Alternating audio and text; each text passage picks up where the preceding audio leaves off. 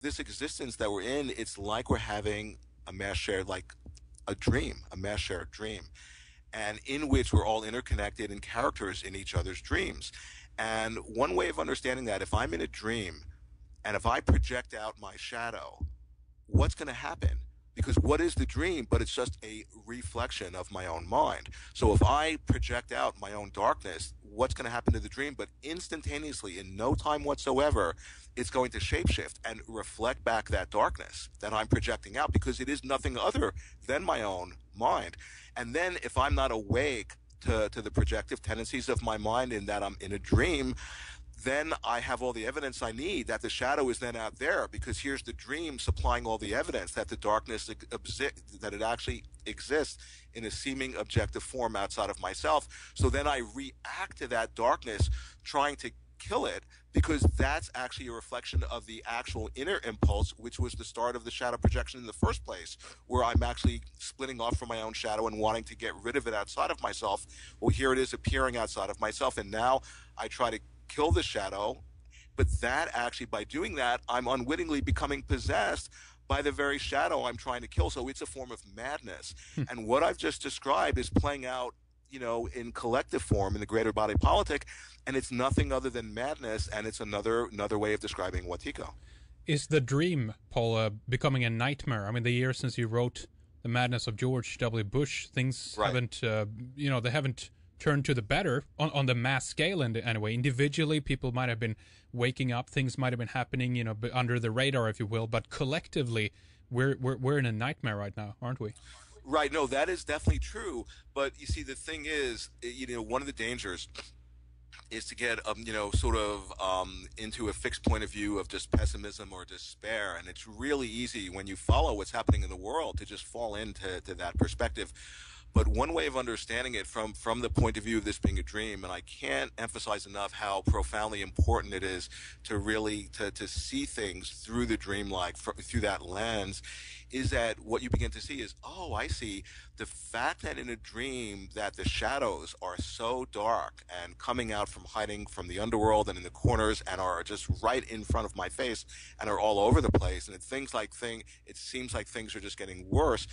That shadows, are a function of light. It's an expression that there must be incredible light nearby that's actually bringing forth the shadow. You see, one of the things to understand is that in, the whole idea of like enlightenment, which, I don't know much about that. I'm just I consider myself, I'm a Tibetan Buddhist practitioner, but I'm really a beginner, in that way. But what I know from my teachers is that they'll always talk about that enlightenment has to do with making the darkness conscious. Mm-hmm. So you see, one of the ways, and if I can just, contemplate how Wetiko works, because you see, the thing about Wetiko is that it can't stand to be seen, just like a vampire can't stand the light of day, right? Because when you see Wetiko and how it operates through the unconscious, then it's out of business. Then you take away its autonomy and its omnipotence, and then it has no power over you. It's hiding,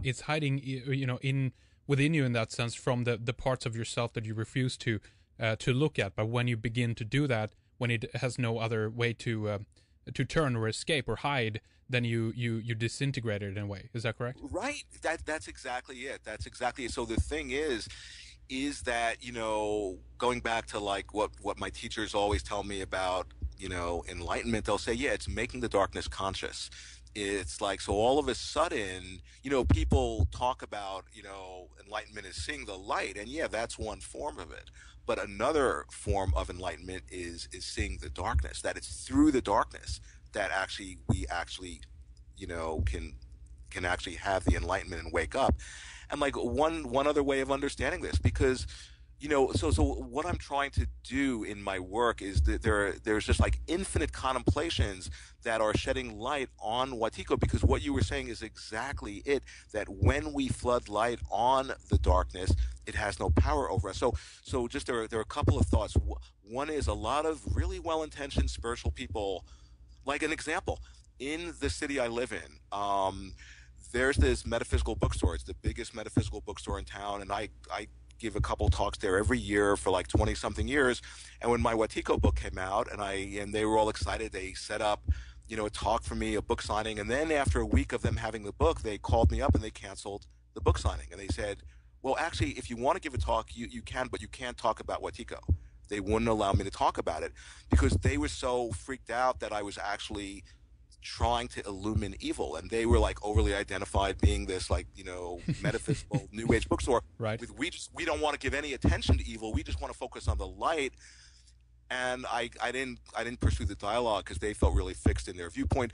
But I just That's in my shame. mind I was thinking, wow, they don't understand that one of the ways Wetiko works. Yeah, if you actually just focus on the light and actually are contracting against the darkness out of fear, so you're actually in like an avoidance of the darkness. That's unwittingly feeding the darkness. And so here they were like, consciously thinking they were so identified with the light, and but by their contraction and being just so afraid of the darkness, they were unwittingly feeding it. So that's a clue. You see, all of these are clues of how to deal with Wetiko. Because on one hand, we don't want to too fully just become fascinated with the darkness because that feeds it. But we don't want to just turn away from it. But it's a third option is to see the darkness, is to actually not look away, but we have to develop a certain strength of self to be able to do that. And then we can choose where we place our attention. Oh, okay, I see you, but do I want to focus my awareness on you, or do I want to just focus my awareness on creating the world I want? Yeah. That, you see, that what the thing with Wetiko would hate that, because then it just dies because it feeds on our awareness. You have to be aware of that. Otherwise, you'll be. It will trick you basically if you don't have an awareness of what it's doing or why it's doing it, or what have you. Then, as you say, we're going to actually enforce it in that sense because we're again, if we're scared about of it, then it still is going to hold, if you will, actually an occult power over us, a hidden power over us that we're very too bad then that these people are shying away from that just because it's associated with the. Things that they don't want to look at. But again, as you said, Paul, that kind of reveals pretty much about the character of the people who run the bookstore, I guess, then. Yeah, no, well, it's a business, and they're just trying to make money and all that. No, totally. But the thing that what you just said is so right on, because the thing about this mind virus is it's a trickster, and it works through like denial and self-deception, and it's like when we get like a tapeworm in our system. It's very much like that, because the tapeworm, it actually will secrete chemicals so that we start craving food that feeds it. That's right. And so, and then more and more as it grows and we're the host, and meanwhile it's killing us. But as it's doing that, it's actually hiding itself so that, because it operates through our blind spot. And so, I mean, it's really interesting because even, in my work, because my whole life's work is devoted to like flooding light on this particular, you could call it a parasite, a virus, a tapeworm, a vampire. There are all these metaphors, like a demon. There are all these metaphors for it. And I just feel all the time, I mean, I feel it now that, oh, wow, as we're actually mapping it and illuminating it and pointing at it and tracking it and giving it a name, like in like indigenous cultures and mythology, when you find the name of the demon, you take away its power. That's right. Because by finding the name, you actually see it, and not just any name, it has to be the right name. The right name, yes. And in my book, I talk about, well, it's really up to you whether you call it Wetiko, malignant egophrenia. In a way, it doesn't make a difference what the name is, as long as the name is like a signifier and actually pointing at this non-local disease, of the psyche of the soul, that actually, it's exactly what you said. It's a trickster, it shapeshifts, it hides itself, and yet when you see it, when you really see it, then it has no power over us, A couple of questions on this here, because this is interesting. Is it, well, first of all, actually, we can just talk about if you believe that everyone has it, or is there certain human beings who are psychically immune to this, do you think, Paul? Right. No, it's really, really important to understand that everyone has it in potential, and because we're all not separate from the field, right? And so in a way, we're like these shamans, we're like these oracles, where if there is an energy that actually is pervasive in the field, that's not separate from us. So say if I'm like this great enlightened practitioner, right? Well, I'm not separate from the whole universe. So, and if I at a certain moment fall into an arrogance thinking, oh, well, I'm immune from Wetiko because I'm so enlightened, guess what? That Right. thought form is the very way that Wetiko has insinuated itself into my psyche. The door is open. So, Let's go in. Yeah. right, and so because of that, I mean, it's important to cultivate a sense of humbleness and compassion, and but the thing about Wetiko, I mean, it's such an interesting, I mean, it's an infinite contemplation because it's like you say, think about if it's like a virus instead of like with a typical virus, it would mutate so that any attempt we try to heal it, it'll mutate. The thing about Wetiko, it actually forces us to mutate.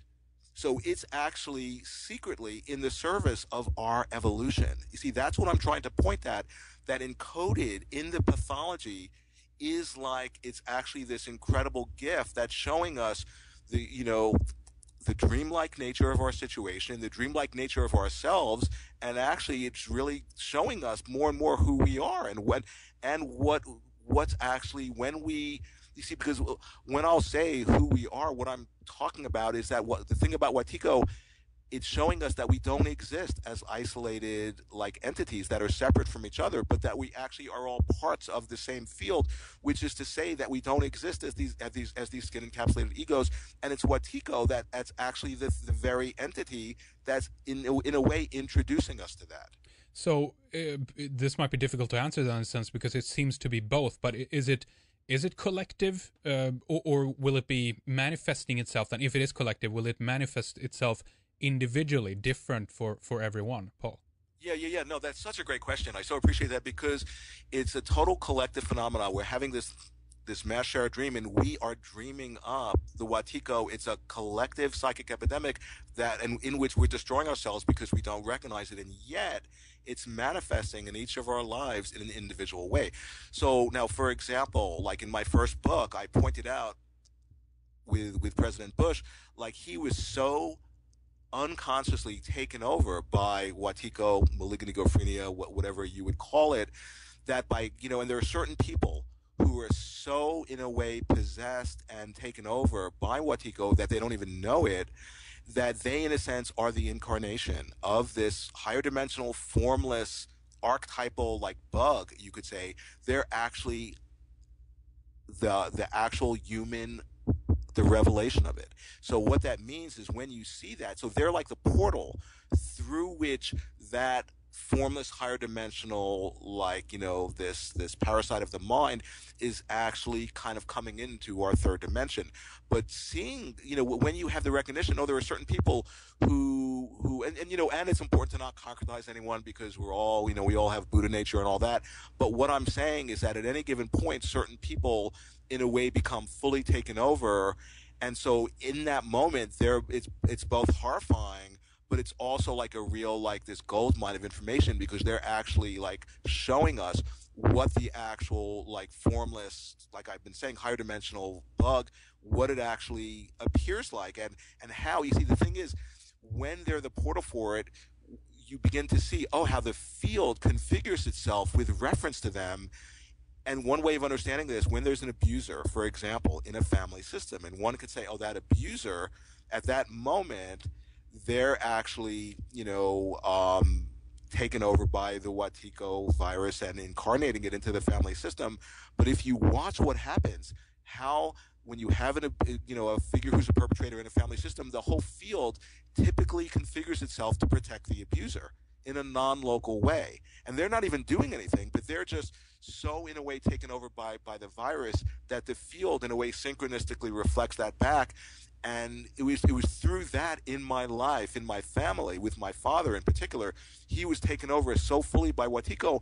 And then I began to realize, oh my God, all the relatives, all my friends, the mental health system, they were all in a way configuring themselves to actually become in alignment and protect the abuser. And that's how I discovered in my own life this deeper non-local underlying field.